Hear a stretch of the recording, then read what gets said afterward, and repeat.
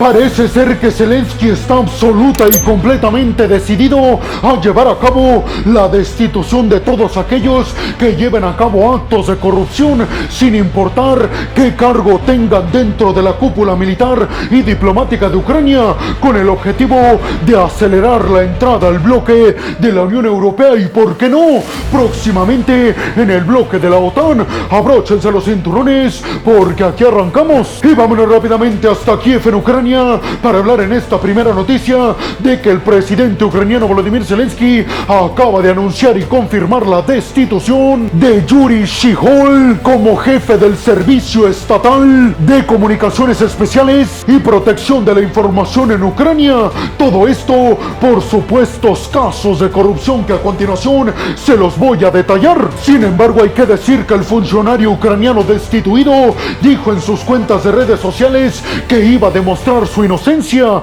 y que aceptaba su destitución. Y ustedes se preguntarán, pero peregrino, ¿qué función tiene ese organismo en Ucrania que acaba de perder a su líder? Pues déjenme les digo que este organismo es el encargado precisamente de proteger de hackeos informáticos al Estado y gobierno ucraniano. Por eso, aseguró Zelensky, necesitamos, sin importar de quién se trate, destituir a todos aquellos que lleven a cabo actos de corrupción, porque eso nos podría causar perder la guerra de una vez por todas en contra de Rusia, pero también el no entrar nunca al bloque de la Unión Europea. Recordándoles que el bloque de la Unión Europea, para todos aquellos que quieran ingresar, les piden como principal objetivo que erradiquen su corrupción. Y recordemos que Ucrania, antes de que comenzara toda esta invasión de Rusia, era uno de los países más corruptos en Europa. Por eso Zelensky parece ser que, sin importar de quién se trate, aprieta el botón para destituirlos si es que llevaron a cabo actos de corrupción. Los medios de comunicación ucranianos hablan de que el caso de corrupción fue específicamente por el desvío de 1.7 millones de dólares, que obviamente se habría quedado este funcionario y otros más muy cercanos que también fueron destituidos. Se sospecha que estos funcionarios compraron software para vigilancia cibernética y que inflaron el costo. Por ejemplo, si lo compraron a un valor de $2, ellos dijeron que lo habían comprado a un valor de $1,000, inflando el precio para ellos quedarse con una tajada económica y llevar a cabo así el acto de corrupción en Ucrania. Los funcionarios destituidos por Zelensky aseguraron que están cooperando de todas las formas con esta investigación para demostrar que son inocentes. Recordemos que inclusive Zelensky, con el objetivo de erradicar la corrupción ucraniana, fue en contra del principal empresario y oligarca ucraniano que inclusive le apoyó y le financió su campaña para convertirse en presidente. Todo esto, aseguró Zelensky, porque no va a haber excepciones. Vamos a acabar con todos aquellos que lleven a cabo actos de corrupción, aunque sean mis conocidos y mis aliados. Recordemos que esta dependencia también trata de evitar los hackeos por parte de Rusia. Por eso Zelensky sabe que ahí necesita tener a una persona que sea imposible de corromper, con el objetivo de protegerse de Rusia, pero también de proteger las finanzas y así lograr en el futuro próximo, como ya se los dije, el ingreso inmediato al bloque de la Unión Europea. ¿Ustedes qué piensan? ¿Creen que estos despidos demuestran que Ucrania nunca va a poder quitarse a la corrupción de su sangre? Y sobre todo les preguntaría, ¿creen que Zelensky va a lograr su cometido de entrar finalmente al bloque de la Unión Europea, erradicando así a todos los funcionarios que lleven a cabo actos de corrupción en Ucrania? Y vámonos rápidamente hasta Teherán, hasta la capital de Irán, para hablar en esta siguiente noticia de que el líder supremo iraní, Ali Khamenei, dijo en un comunicado que la derrota de Israel en contra de los extremistas de Hamas ya es prácticamente un hecho, asegurando además que las capacidades militares tanto de Israel como de Estados Unidos y de los países occidentales, es evidente que su calidad es absolutamente decadente y que Occidente está perdiendo su hegemonía en el ámbito militar. Recalcó, esto se puede ver en este conflicto, ya que a pesar de que supuestamente Israel es mucho mejor militarmente que los extremistas de Hamas, no han podido vencerlos. Sin embargo, inmediatamente desde Israel se pronunciaron al respecto y aseguró Benjamin Netanyahu, el primer ministro israelí, que para su país sería bastante fácil acabar de una vez y por todas con los extremistas extremistas de Hamas, pero que si no lo han hecho es porque se pondría en peligro la vida de los rehenes inocentes que tienen bajo su control. Pero aseguró Netanyahu, en condiciones similares, sin la necesidad de proteger y cuidar a rehenes, sería bastante sencillo y rápido acabar con la infraestructura militar y con los militantes de Hamas. Ali Khamenei, el líder supremo iraní, dijo que la decadencia militar de Israel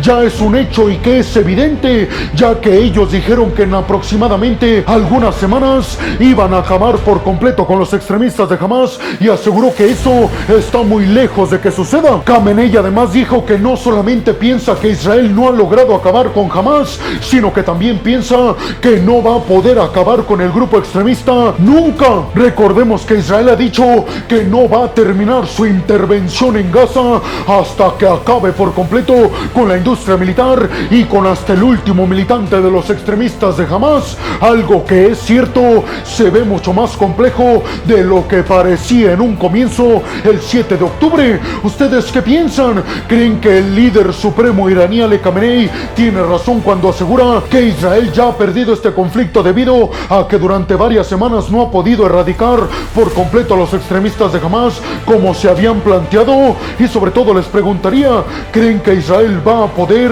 desmantelar toda la infraestructura militar de los extremistas de Hamas? ¿O creen que este conflicto va a durar no solamente semanas y meses, sino inclusive años? Y vámonos rápidamente de nuevo hasta Kiev, hasta la capital ucraniana, para hablar en esta siguiente noticia de que continúan los despidos masivos de altas figuras militares y diplomáticas precisamente en el territorio ucraniano. Ahora el presidente ucraniano Volodymyr Zelensky dijo que es urgente revitalizar y mejorar todo el sistema médico militar con el objetivo de estar mucho más preparados y de ser mucho más eficientes para curar a todos los militares ucranianos. Y es que Zelensky anunció el despido y la destitución de la comandante de las fuerzas militares ucranianas. El anuncio lo dio Zelensky justamente horas después de que tuvo una reunión de alto nivel con el nuevo ministro de la defensa ucraniana, Rustem Umerov, precisamente para hablar de la corrupción a niveles militares en Ucrania, pero también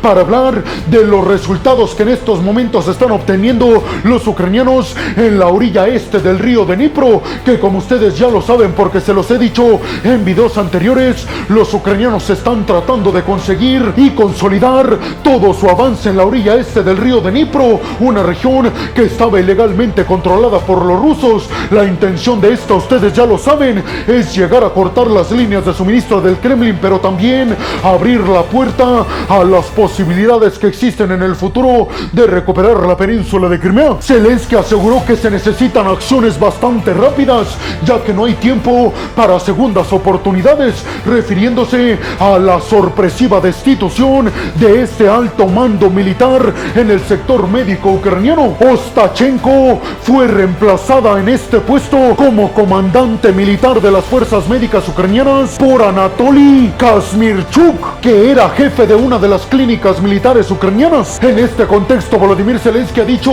que los ucranianos necesitan estar mejor preparados para afrontar de mejor manera futuras contraofensivas, y además volvió a rechazar Zelensky la idea de que la guerra ha entrado en una etapa en donde ya no hay avance por parte de los ucranianos. Aseguró Zelensky, esta contraofensiva no fue lo que esperábamos, pero eso no quiere decir que no vamos a insistir en la recuperación de nuestros territorios que nos han arrebatado los rusos. Los aliados occidentales aseguran que estas destituciones a niveles diplomáticos y militares en Ucrania podrían demostrar dos cosas. Por un lado, podría demostrar que Zelensky tiene el mando supremo y que además lleva a cabo acciones rápidas para mejorar las condiciones económicas y sobre todo de seguridad en niveles militares de Ucrania, pero también aseguran que podría demostrar que la figura de Zelensky está bastante debilitada, ya que a pesar de sus esfuerzos continúan saliendo nuevos casos de corrupción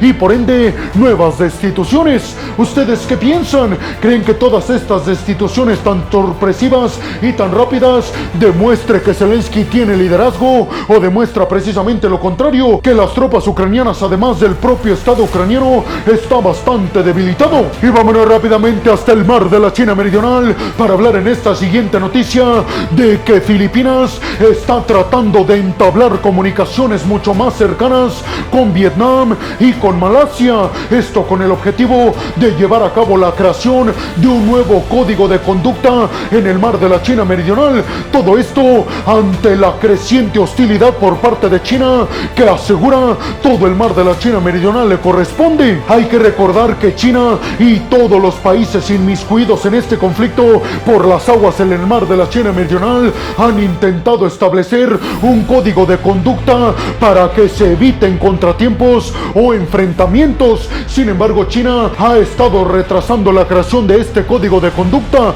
algo que obviamente Filipinas está absolutamente en contra, ya que es, digamos, el país más afectado. Recordemos que cuando llegó Ferdinand Marcos Jr. a la presidencia filipina, empezó todavía más la tensión entre China y Filipinas en el mar de la China Meridional, pero también sobre todo porque Filipinas aumentó de 1 a 5 bases militares estadounidenses en su territorio, algo que China obviamente lo cataloga como un peligro en su contra. Ferdinand Marcos Jr., el presidente filipino, dijo que el principal y más importante reto que tienen los países miembros de la ASEAN, de la Organización de Países del Sudeste Asiático, es crear este código de conducta y evitar que continúen los enfrentamientos y las tensiones en toda esta región. Un portavoz de Relaciones Exteriores de China dijo que un código de conducta creado sin China sería absolutamente inválido. Obviamente Filipinas y los miembros de la ASEAN le están pidiendo a China que acate los mandatos de organizaciones internacionales como la ONU, que en el 2016 falló en contra de China por sus reclamaciones de todo el mar de la China Meridional. Las Naciones Unidas estipularon que a todos los países inmiscuidos en este conflicto les correspondía solo 200 millas desde su territorio hacia adentro del mar de la China Meridional, y que todas las demás aguas iban a ser consideradas aguas internacionales, algo que obviamente China no quiere y aparentemente no va a acatar y a respetar. ¿Ustedes qué piensan? ¿Creen que sea posible que Malasia, Filipinas y Vietnam, independientemente de lo que quiera China, lleven a cabo un código de conducta con el propósito de ir en contra de China y de sus hostilidades por la reclamación de todo el mar de la China Meridional? Y sobre todo les preguntaría, ¿creen que China, conforme avance el tiempo, está teniendo cada vez más conflictos? ¿Creen que eso le conviene a Washington? Y vámonos rápidamente hasta Bosnia y Herzegovina para hablar de las preocupaciones que cada día están aumentando en el bloque de la OTAN. Y es que vamos a arrancar hablando de la visita de Jens Stoltenberg como primera parada a Bosnia y Herzegovina. Esto durante todas sus visitas que va a realizar en los próximos días a los países de los Balcanes Occidentales. Y ustedes en estos momentos se estarán preguntando, pero peregrino, ¿por qué a la OTAN le preocupa Bosnia y Herzegovina? Pues déjenme les digo que el bloque de la OTAN está preocupado por tanta interferencia de Rusia en Bosnia y Herzegovina, pero también en tanta insistencia de los ciudadanos de Bosnia y Herzegovina que son de etnia serbia, que quieren separarse de Bosnia y quieren adherirse a Serbia, algo que obviamente el bloque de la OTAN considera sería un desestabilizador gigantesco en esta región de Europa. Recordemos que Bosnia surgió después del conflicto entre 1992 y 1995 en toda esta región de los Balcanes Occidentales, y aunque obviamente es considerado un país y tiene de alguna forma una federación bastante consolidada y fortalecida, también es cierto que las divisiones étnicas entre los bosnios y los serbios continúan aumentando, y obviamente los serbios que radican en Bosnia quieren pertenecer a Serbia y no a Bosnia. Stoltenberg, el secretario general del bloque de la OTAN, aseguró que la interferencia de Rusia en este tema tiene que ver con evitar que Bosnia y Herzegovina se sume al bloque de la OTAN. Stoltenberg, en su visita a Bosnia y Herzegovina, dijo que los líderes, tanto bosnios como aquellos que se manifiestan a favor de unirse a Serbia, deben de mantener la unidad y deben de ver que lo mejor para Bosnia y Herzegovina es que trabajen juntos como un país sólido. Recordemos que después del conflicto, la OTAN envió cerca de 100,000 tropas a esta región de Bosnia y Herzegovina precisamente para calmar las aguas, y en estos momentos la OTAN todavía tiene presencia en Bosnia y Herzegovina, pero nada más, con aproximadamente 1100 tropas, pero Stoltenberg dijo que si se necesita, enviarán más para evitar la división de este país europeo. Hay que decir que aunque la mayoría de los líderes en Bosnia y Herzegovina se manifiestan a favor de entrar y pertenecer al bloque de la OTAN, varios ciudadanos bosnios de etnia serbia y que son prorrusos se oponen contundentemente a que Bosnia y Herzegovina se sume al bloque de la OTAN. ¿Ustedes qué piensan? ¿Creen realmente que Rusia está tratando de evitar que Bosnia y Herzegovina se sume al bloque de la OTAN? Y sobre todo les preguntaría, ¿ustedes consideran que la OTAN está llevando a cabo una presión que no le corresponde al tratar de evitar que serbios que radican en Bosnia y Herzegovina quieran unirse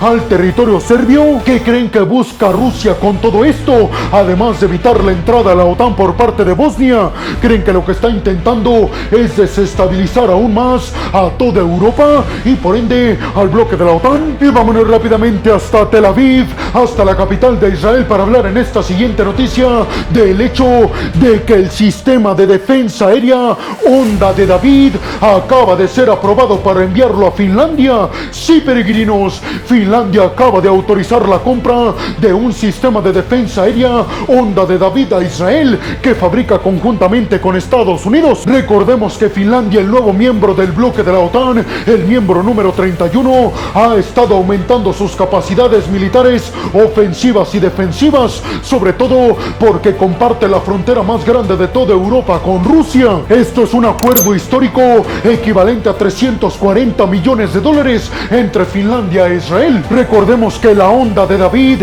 el sistema de defensa aérea fabricado conjuntamente entre Estados Unidos e Israel, salió a operación en el año del 2005 y puede interceptar misiles balísticos, misiles de crucero, aviones militares y drones en un rango de 65 hasta 125 millas. Parece ser que Israel se está consolidando como el principal proveedor de poderío militar en defensa aérea de los países europeos que se están rearmando. Recordemos que en un acuerdo histórico, Israel y Estados Unidos accedieron a venderle a Alemania el sistema de defensa aérea contra misiles hipersónicos Arrow 3 en un acuerdo histórico entre Alemania e Israel equivalente a 3.500 millones de dólares. Finlandia, después de ser un país histórica y tradicionalmente neutral entre Rusia y la OTAN, tomó la decisión de adherirse al bloque de la OTAN después de la invasión de Rusia a Ucrania, convirtiéndose en abril de este año en el nuevo miembro de la OTAN, en el miembro número 31.